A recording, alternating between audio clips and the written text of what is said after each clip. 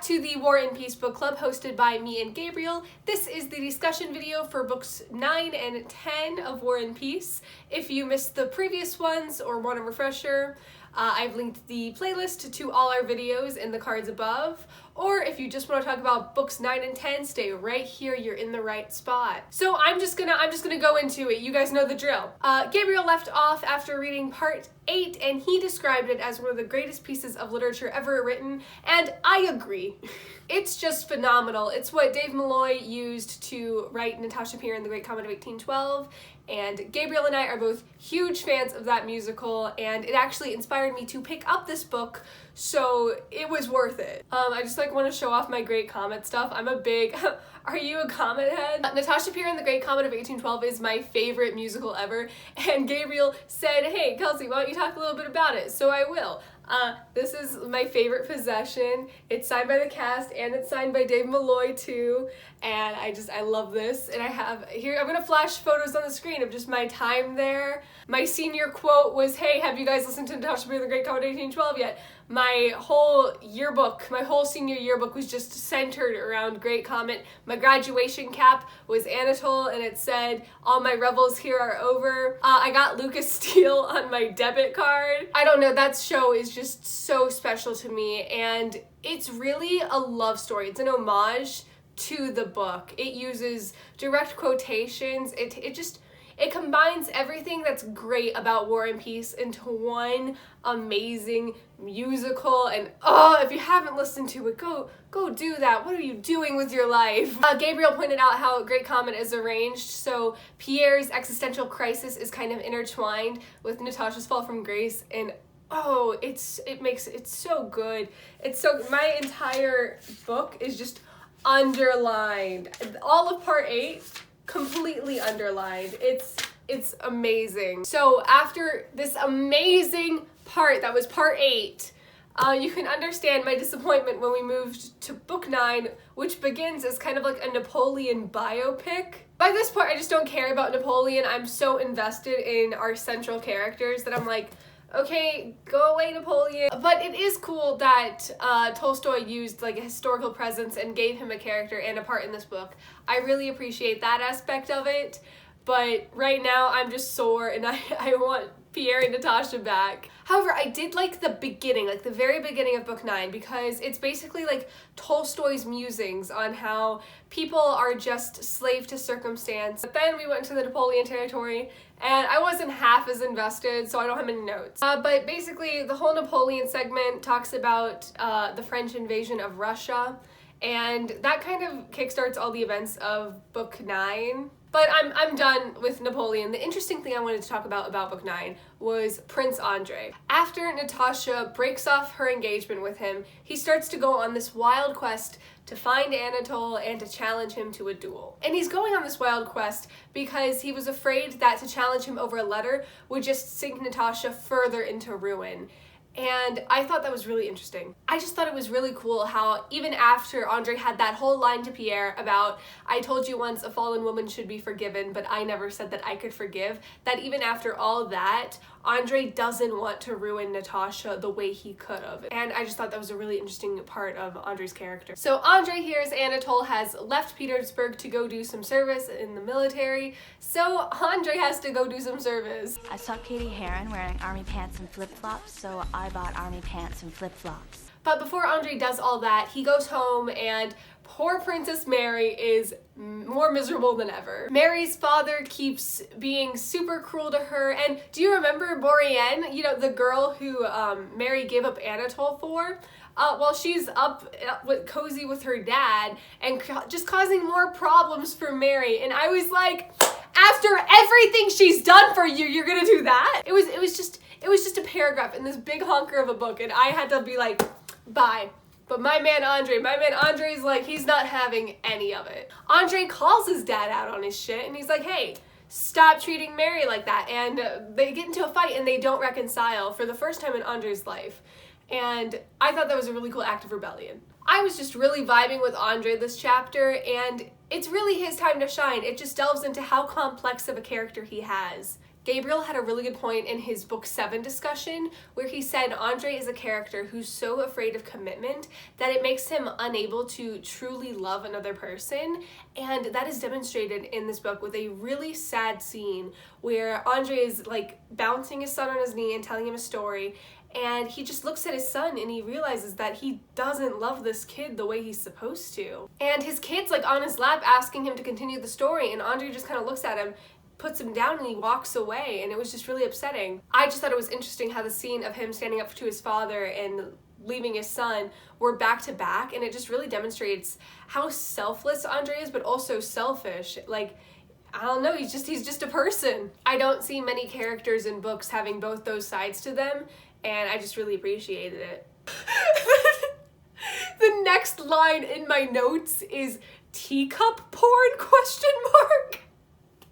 Oh wait, I remember what scene this was.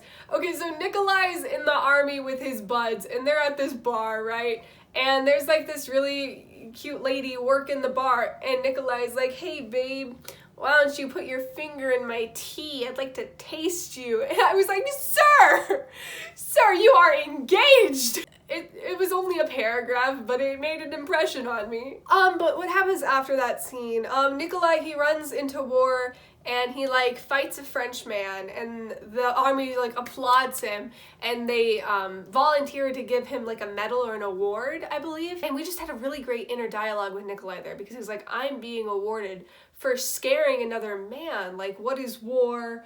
And it was really, there's a lot of great conversations about war, which you would hope they would have in a book called War and Peace, but I don't know. I really like the musings that Tolstoy puts in these books. Okay, so we're cutting to Natasha now, who is recovering from her illness caused by the events of the end of part 8.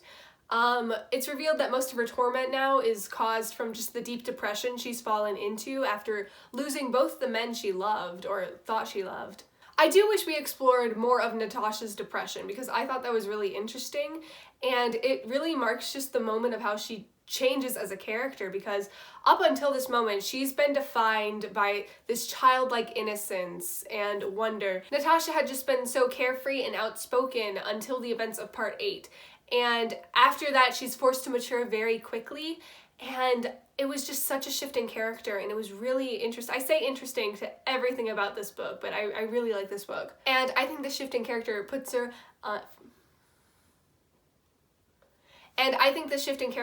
on perfect level with Pierre, and let me gush about how cute Natasha and Pierre were in book 9.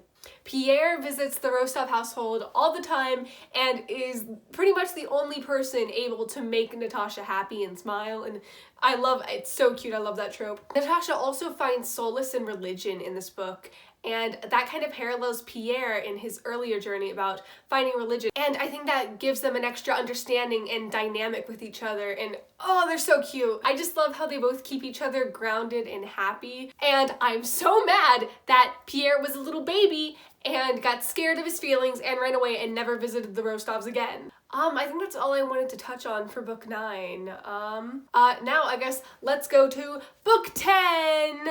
Book 10 starts with Princess Mary, and she's still dealing with her father, whose temper has only gotten worse. And poor Mary, she's just dealing with this, and she starts wishing for his death. And then it's kind of like that scene from Shrek. Well, somebody better be dying. I'm dying. My notes for this are actually kind of funny. It's in all caps, Principal Konsky, stop blaming Mary, and then right underneath it in tiny lowercase, he's dead. His death actually kind of made me a little bit sad. He's crying, he's appreciating and showing gratitude to Mary, which I'm really glad she got that. She kind of got to see the figure of the man he once was. But does that make me forgive him for all the years of abuse and torment he gave Mary? Absolutely not. No. I realized that this put Mary in a very sad situation where she's completely alone. She has no friends in the area they're in. She's only known the yelling and torment of her father, and now she's just kind of alone in that quiet house. And I'm glad she has that freedom, but also Mary's such a loving character that you want her to have people to love, and you see her try and find that after his death with the peasants. She's trying so hard to emulate the men in her life who are now gone. Andre's still at war, her father's dead, and she's like, I'm gonna be a leader, I'm gonna take care of these people, because that's all she's known. But the peasants don't see this as a kind act, they see it as her putting them into danger, and so they start completely rioting and just coming for Mary, and I was like, oh, Mary, you can't catch a break. Then we get a little crossover moment where Nikolai actually gets called in to take care of the peasants, and he handles the situation very respectfully and is just very nice to Mary, and Mary starts catching feelings for him, and even Nikolai considers her. He's like, she is a possibility, but then he's made a promise to Sonia, and he's gonna stick with that. But boy, my man Nikolai's getting around. He's trying to find anyone to distract him from the Emperor. As much as I love Sonia, I do wish we got more scenes or more page time with Nikolai and Princess Mary. I thought their character dynamic was very interesting. And it would be nice to see Mary interact with people that aren't her family. After that, we just cut to Pierre, and he's vibing.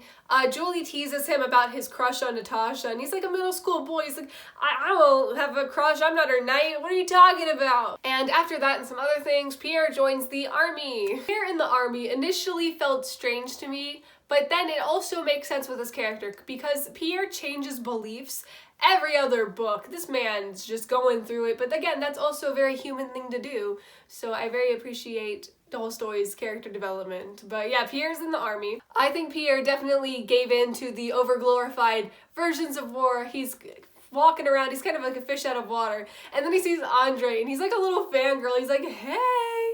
And Andre, he's not having it. He was not happy to see Pierre. After that, though, I think Pierre's like, oh yeah, I'm at war. And Andre's just been like, yeah, I'm at war. There's a lot of great existential musings about whether he wants to live or die in this chapter. Again, I love the musings. But Andre gets injured during battle, and he realizes that, oh, I love life. I love the grass, I love the trees, I love the people, and he wants to live. While his wounds are being tended to, he actually sees Anatole Kuragin getting his leg amputated. And this is a very interesting case for Andre, because up until now, he's just had this huge vendetta against Anatole, ready to challenge him for a duel. But in that moment, he doesn't feel like smug or cocky about Anatole's predicament, like, oh yeah, serves you right. No, he's just like, oh, we're both human. And Andre's just filled with this overwhelming sense of compassion for this man, and again, I think that's another very human thing to have. This is short. There was a lot of war in books 9 and 10, and I don't take too many notes about it because it's a lot of Russian history that I'm not too well versed in, but those are like the big events that I wrote down in my notes, and I was like, oh, I want to talk about that, and I want other people to talk about that. And yeah, that's all I have for book 9 and 10. If there's a very specific thing you want to talk about, drop it in the comments. We'll see when the next discussion videos get posted. We may be delayed and not following a schedule, but I'm having a lot of fun with this read along. Like, don't be fooled. This is so much fun. But yeah, I'm very excited to see where this book goes and keep these up. Thank you for being a part of the War and Peace book club. I don't know how to end this video, so here's a photo of me and Dave Malloy again, because I love that man so much. He is one of the nicest people on the planet, and I would sell my soul for his happiness.